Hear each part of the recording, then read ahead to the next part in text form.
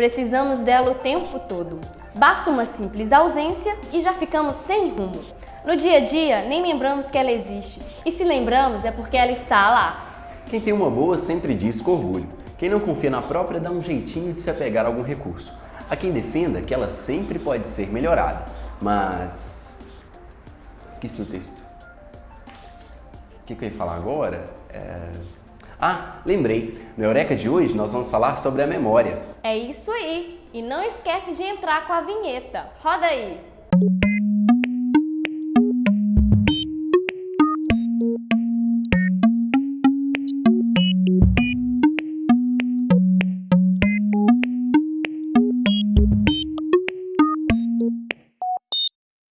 O que é a memória?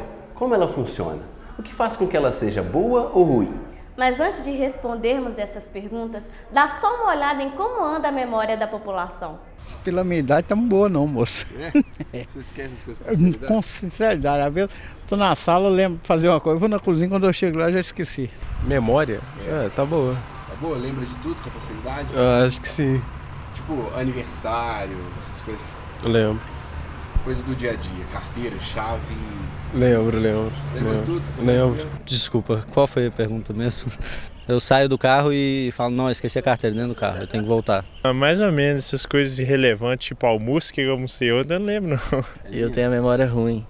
Minha mãe manda fazer alguma coisa, se eu não fizer na hora, eu não vou lembrar não. Eu sou conhecida no meio assim, dos meus amigos como a esquecida, a atrapalhada que sempre esquece as coisas, porque é bem recorrente mesmo no meu dia a dia. De vez em quando eu estou dirigindo, né, aquela preocupação, esqueço para onde que eu estou indo. Acho que isso é normal, todo motorista, né? A data de casamento, você lembra de cabeça? 25/3/2001. Esqueci. Tô nervoso que a minha esposa tá perto. O dia certo, o seu mês, foi setembro de 2014. Mas se engana quem acredita que os problemas de memória só têm a ver com a idade.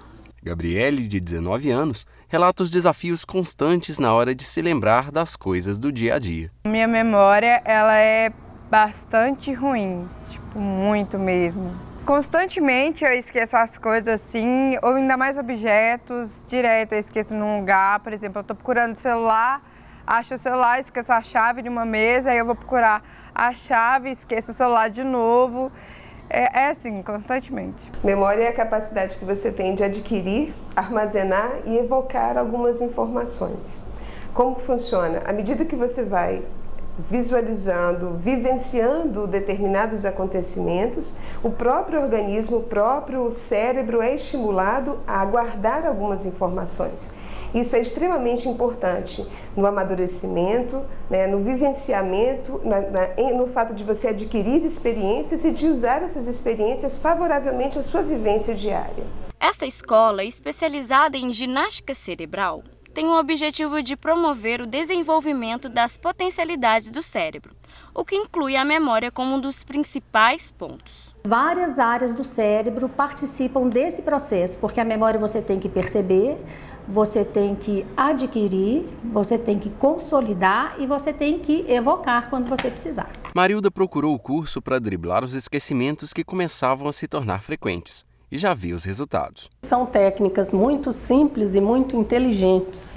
São técnicas que no dia a dia a gente poderia fazer, mas não somos despertados para isso.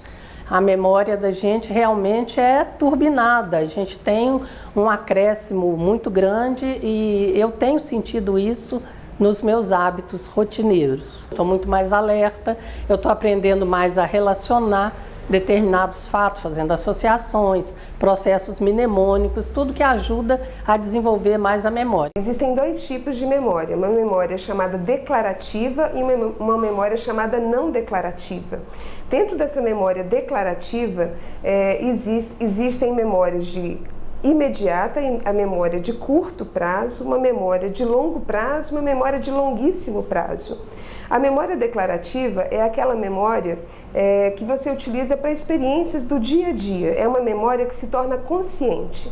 A memória não declarativa é uma memória inconsciente. Por exemplo, quando você aprende a andar de bicicleta, a tocar um instrumento, você faz isso de uma forma até automática. Quando você está dirigindo, por exemplo, o carro, você não fica pensando qual marcha você vai passar, qual pedal que você vai pisar, fica mais ou menos que no automático. Essa é a memória chamada não declarativa. Dentro da memória declarativa é a memória que se torna consciente. É aquela que se faz, é aquela que se obtém para fatos específicos, para acontecimentos específicos. Eu durmo pouco, também estresse, bastante coisa que eu faço, entendeu? Tipo, eu participo de 2 projetos de extensão, faço monitoria, então a minha memória meio que fica muito seletiva mesmo. Aí, então, qualquer outra coisinha assim que não seja meu foco do dia, eu não vou lembrar. Já aconteceu de eu esquecer meu aniversário. Ano passado eu não lembrava que tipo, o dia seguinte era dia 28 de novembro, não. Não estava lembrando que era meu aniversário. A primeira coisa que a gente tem que pensar é que a memória é uma função do cérebro e o cérebro faz parte do ser humano como um todo, né? Mente sã, corpo são, né? Então tudo que é bom para o nosso organismo, para a nossa saúde, é bom para o cérebro. Uma alimentação muito saudável, né? Água, atividade física, porque oxigena mais o cérebro, e sono. A memória de longo prazo se consolida durante o sono. Uma simples ida ao supermercado também pode ajudar na saúde da memória. Alguns alimentos são ótimos aliados e não podem ser esquecidos na hora das compras. Determinadas substâncias podem agir diretamente nas células cerebrais. Por isso é importante escolher com cuidado os alimentos que colocamos dentro de nossos carrinhos. Os alimentos que a gente diz que auxiliam na memória, que são neuroprotetores, que podem otimizar isso, a concentração e, consequentemente, a memória, são alimentos ricos em vitamina C, como a gente encontra eles na laranja, no maracujá, no limão, mexerica, que está na época. Também a gente pode ser o ômega 3, que é um ácido graxo essencial, que a gente encontra em peixes de águas salgadas, como salmão, arenque. E também tem algumas sementes. A linhaça é uma boa fonte de ômega 3. Tem a colina, que é um aminoácido que a gente encontra também no ovo, na gema do ovo. E em alguns produtos de soja também, é uma proteína da soja. Mas há quem diga que a memória é como um músculo, que melhora sempre que exercitada. E os especialistas confirmam, quanto mais ela for treinada, melhor irá funcionar. Existem alguns truques que você pode fazer diariamente. No final de cada dia, tentar lembrar-se das refeições que você fez. Parece ridículo isso, mas muitas vezes ao final de um dia é difícil lembrar do que você almoçou. Existem exercícios, técnicas que você pode fazer tanto no dia a dia quanto numa aula apropriada para isso, que você consegue estimular a memória. Palavras cruzadas, aprender a jogar xadrez, são outras coisas que podem ser feitas também. Algumas teorias defendem que o conforto trazido pelas novas tecnologias pode deixar o nosso cérebro mais preguiçoso. Afinal de contas, para que memorizar, se podemos ter todas as informações à nossa mão? De qualquer forma, os especialistas reforçam a importância de investigar se o déficit de memória é apenas um esquecimento ou uma doença. Quando que começa a se tornar uma doença? Essa é sempre a pergunta, né? E quando que eu começo a entender que essa diminuição de memória do vovô, da vovó, da mamãe começou a virar doença? Quando ela passa a prejudicar o dia a dia da pessoa. Por exemplo, alguém que era extremamente hábil na cozinha, uma senhora que era extremamente hábil na cozinha, começa a esquecer coisas no fogão, a trocar temperos, coisa que ela nunca fazia, começar a colocar açúcar no arroz, a deixar frequentemente a comida queimar e nem se lembrar que colocou a comida no fogão. Então são coisas muito mais relevantes. Quando a família começa a perceber que essas alterações de memória prejudicam o dia a dia e o desempenho do paciente, aí já é um problema que deve ser investigado. Às vezes, com a idade, vem aquela demência da idade, talvez a doença de Alzheimer. Então tem que discernir isso, o que é uma doença e o que é realmente causado, o que está te levando a essa memória. Então identificar a causa da perda de memória é muito importante para fazer esse trabalho com o alimento. Porque se for talvez um Alzheimer ou uma demência, isso já é uma doença, ou seja, tem outros métodos para poder tratar. A perda é natural, todos nós envelhecemos, vamos perdendo a memória e a saúde física e mental, né? A perda é um processo natural, mas se você tem uma poupança, se você tem uma reserva cognitiva, você vai sentir menos a perda. Para guardarmos informações, recebemos uma ajudinha dos nossos sentidos. Já sentiu o cheiro de um perfume e se lembrou de alguém? Já ouviu uma música e recordou uma situação?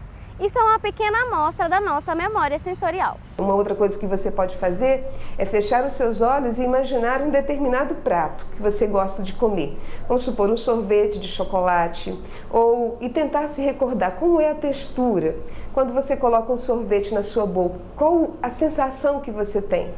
Qual é o cheiro que você tem ao chegar numa sorveteria, na sorveteria que você mais gosta de frequentar. E, além disso, a leitura, né? Ler sempre, ler coisas diferentes. Um exercício interessante para atenção e foco seria: pegue um objeto qualquer na sua casa, no seu trabalho, uma caneta, um copo, e observe este objeto e descreva-o, o seu formato, a sua cor, a sua textura, o seu peso. Isso vai fazer com que você fique atento àquele objeto e não deixe os estímulos externos e nem os estímulos internos, né, que são os pensamentos que ocorrem. Isso é um treinamento para atenção. Consequentemente, ele vai redundar lá na memória.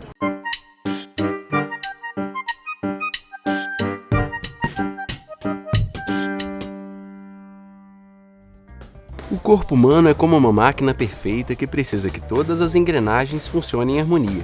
Com a memória, não é diferente. Atividades físicas fazem toda a diferença para o bom funcionamento do nosso cérebro. Você sabia que as células do corpo também possuem memória? Nossos músculos, por exemplo, podem ser programados, e quanto mais cedo você começar a agir, melhor. Quando o indivíduo ele pratica uma atividade física regularmente, podendo ser ou uma musculação, ou uma prática desportiva, né, natação, voleibol, e por algum motivo ele interrompe essa prática por um tempo prolongado, talvez por um motivo de alguma lesão ou falta de tempo, que é muito comum, né, ou por um motivo de saúde, a partir do momento que ele retorna a essa prática da atividade física, ele vai conseguir mais rapidamente, mais facilmente atingir aquele nível de treinamento adquirido anteriormente. Isso é o que a gente chama do processo de memória muscular, que nada mais é do que a capacidade que o nosso músculo tem de lembrar de um estado anterior em que ele se encontrava. Qualquer atividade física vai acontecer esse processo que eu expliquei, de você dar um estímulo, provocar essa alteração, né, que vai provocar alterações morfológicas e funcionais e que gera uma adaptação, que futuramente vai virar a memória muscular caso essa pessoa pare por um tempo e depois volte. Então, musculação, dança, ginástica coletiva, algum esporte, luta, qualquer tipo de atividade física, você vai ter esse processo, então você vai ter essa memória muscular se for necessário. Espero que você tenha aproveitado o programa de hoje para aprender um pouco mais sobre a saúde da memória. Para que você não tenha nenhum branco, anota aí as nossas redes sociais. Até a próxima. Tchau! Tchau!